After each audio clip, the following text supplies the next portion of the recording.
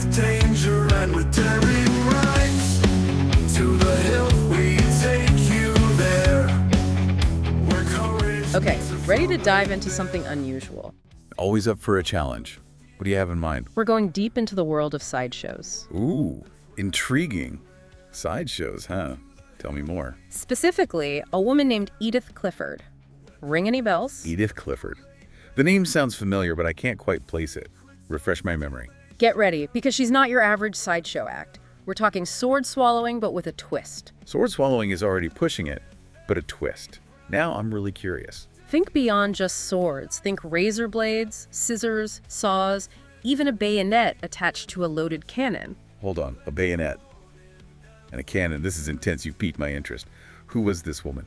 That's what we're going to uncover. Edith's story goes far beyond the footlights. A life full of risks, heartbreaks, and unexpected turns. All right, I'm Hoke. Where do we begin? Let's start at the beginning, shall we? Imagine a 13-year-old girl. Most girls that age are dreaming of ponies, but not Edith.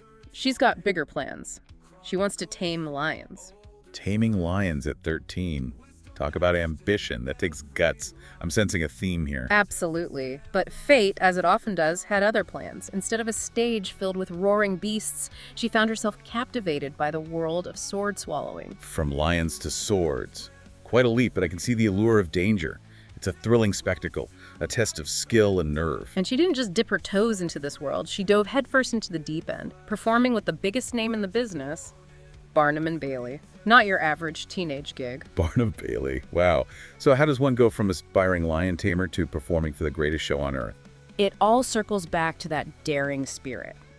But it wasn't all just guts and glory. Like any art form, there's technique and skill involved. Behind every daring feat is often a mentor, a guiding hand. For Edith, that was Delno Fritz. Delno Fritz. I recognize that name. A legend in the sword-swallowing world. Exactly. He knew the ins and outs, the tricks of the trade, and he saw something special in Edith. Imagine learning from a master, honing your craft to perfection. It makes you realize the level of trust involved. One wrong move, and, well, the consequences are unthinkable. Absolutely. But Edith, she thrived under pressure, rising to the challenge. It wasn't long before she was captivating audiences throughout Europe, eventually joining the ranks of Barnum and Bailey herself. Talk about a meteoric rise. From wanting to tame lions to becoming a star performer in her own right, this Edith, she was something else. And this is where it gets even more interesting. Edith wasn't content with just swords. She wanted to push boundaries, test the limits of what was possible. Wait, there's more. Swords weren't enough. This I've got to hear. What else did she dare to swallow? Oh, just a few things. Razor blade, scissors, saws. Razor blades and saws. This is insane. It's incredible, right? But her most audacious feat? The bayonet. The bayonet, the one attached to a cannon? The one and only. Picture this. A hushed crowd, the smell of gunpowder in the air, Edith standing calmly with a bayonet down her throat, and then boom. Don't tell me the cannon actually fired. It did. Can you believe it? That's the stuff of legends. And nightmares, to be honest. The sheer audacity is mind-blowing. It's no wonder even Harry Houdini was a fan. Houdini, the master of escape himself. That says something about the level of risk and skill involved. But it also makes you think about the historical context. This was the early 1900s. A time when women were expected to be prim and proper, not swallowing swords and staring down cannons. Exactly. There's a description of Edith as being generously endowed and stylish, highlighting the emphasis placed on a woman's appearance, even in such a dangerous and unconventional profession. It makes you wonder about the societal pressures she faced. And what kind of person is drawn to that life? To risk it all, night after night, for the roar of the crowd. It takes a special kind of courage, a certain fearlessness. It's not a career for the faint of heart. And the irony is she found love in that world, a fellow performer who understood the thrill and the danger. His name was Thomas Holmes, the Elastic Skin Man. Elastic Skin Man? You don't hear that every day. It sounds like something straight out of a comic book. Right. Imagine seeing that name on a billboard. He must have been quite a sight to behold. He was a sensation in his time. Imagine contorting his body in ways you wouldn't believe, bending and twisting to the amazement of the audience. And they say romance is dead. Meeting under the big top, performing together. It's like something out of a movie. They actually did perform together for a while, build themselves as the Cliffords. And during this time, 2 daughters came along. Wow, 2 little ones. Life on the road with a sword swallower and an elastic skin man for parents. That's a childhood story for the books. Right. Talk about an unconventional upbringing. But life, as they say, is full of twists and turns. And it wasn't all sunshine and roses, was it? There's always another side to the story. Sadly, no. Thomas's story, it's a reminder of the pressures of fame, especially back then. The constant need to outdo yourself, the demands of the audience, the lure of easy escape. The dark side of the spotlight. It can be blinding. He struggled with those demons, you see. Drinking, gambling.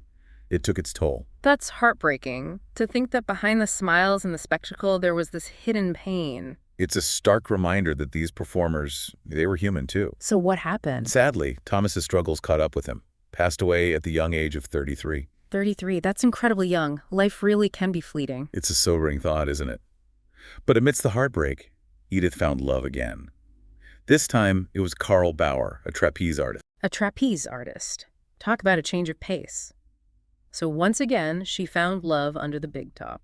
It seems like fate had a plan for her, drawing her back to that world. It's fascinating how life works out, isn't it? Yeah. They shared at the stage, but Karl was more than just her partner in performance. He became her assistant, her confidant. I can only imagine the level of trust involved there, especially with the kind of act Edith was known for. And didn't Ricky Jay write about them? He did. In his book, Learned Pigs and Fireproof Women, he found their promotional posters particularly interesting. Edith, she was front and center, the star, with Karl, her husband, relegated to the background. Interesting. That dynamic must have been complicated at times. It does make you wonder. But one thing's for sure, they were both ambitious. In fact, they tried to launch their own show, The Great Clifford Show. Wow, going big. What happened? Did it take off? Not quite.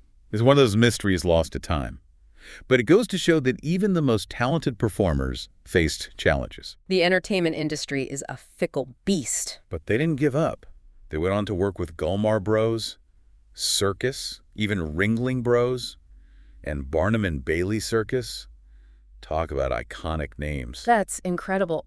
But through it all, she was raising her daughters. Can you imagine juggling motherhood with that kind of career? It speaks to her strength and resilience, don't you think? But there's another chapter to this story, a surprising one. Retirement. Retirement for a sword swallower. What does that even look like? Well, Edith, or should I say Edith Bauer, ended up running a grocery store in Canton, Ohio. Wait, hold on. From sword swallowing to selling groceries, that's quite a transition. It is, isn't it? Bauer Grocery, they called it. And here's the thing. She kept her past life a secret from most people. A secret. Can you imagine? The whispers if people knew their friendly neighborhood grocer used to swallow swords for a living. Don't complain about the produce prices, or she'll take you out with a rusty blade. It's almost as if she had a double life. Why keep it hidden, though, after all those years in the spotlight? It's a question that lingers, isn't it? What makes someone choose to leave such an extraordinary life behind? It's hard to imagine trading the roar of the crowd for the hum of a cash register, though. Did she ever miss it? The thrill of performing. From what we know, she still welcomed circus folk into her home when they were in town. A touch of the old life, kept hidden from view. It's like a secret society, bound by experiences that most people couldn't even fathom. There's a certain camaraderie there, Yeah. a shared understanding. Imagine being her grandchild and having no idea about her past. It'd be like something out of a movie. Did her family know about her sword-swallowing days? It's funny you mention that. Her grandson, Carl Spinden, remembers her as a typical grandma. Nice, sweet, those are his words. No mention of swords or cannons. It's incredible she kept that part of herself so private, makes you realize everyone has hidden depths. But even though Edith's family might not have known the full story, her legacy in the world of sideshows, it lived on. Some of the objects she swallowed, those ended up in a pretty special place. You're talking about the Sword Swallowers Association International Museum and Hall of Fame. Where else would you find antique razor blades and bayonets displayed with such reverence? It's amazing what people collect. It's a testament to those who keep these traditions alive. Dan Meyer, he owns the collection. But he doesn't just keep them locked away in a glass case, right? Oh, absolutely not. He incorporates some of Edith's items into his own performances. Wow, talk about honoring a legacy. It's like a piece of Edith lives on through his act. Keeping her memory alive, one swallow at a time, it's a beautiful way to pay tribute. And it's not just about the objects themselves, right? It's what they represent. The skill, the daring, the absolute guts it took for someone like Edith to do what she did. Especially in a time when women weren't exactly encouraged to push boundaries. Wasn't she featured in a documentary? Yes, on the Discovery Channel. Back in 1999, Mysteries of Magic, the impossible made possible. She wasn't around to see it, though, was she? No, she passed away in 1942, battled cancer. A reminder that even those who seem larger than life are still human. It makes you think about the mark we leave on the world. Edith Clifford certainly left her mark, a sword-swallowing, cannon-defying legend. It's inspiring to think about the courage and discipline her profession demanded. Every performance was a calculated risk, a dance with danger. And yet, she kept going, kept pushing boundaries. Her story reminds us that sometimes the most incredible journeys, they're the ones we least expect. The ones that challenge us, thrill us, and make us question everything we thought we knew. So the next time you're feeling stuck, remember Edith Clifford, the girl who dared to dream of taming lions, but instead made history by swallowing swords. What incredible feats could you accomplish if you dared to defy expectations and embrace the unexpected turns life throws your way?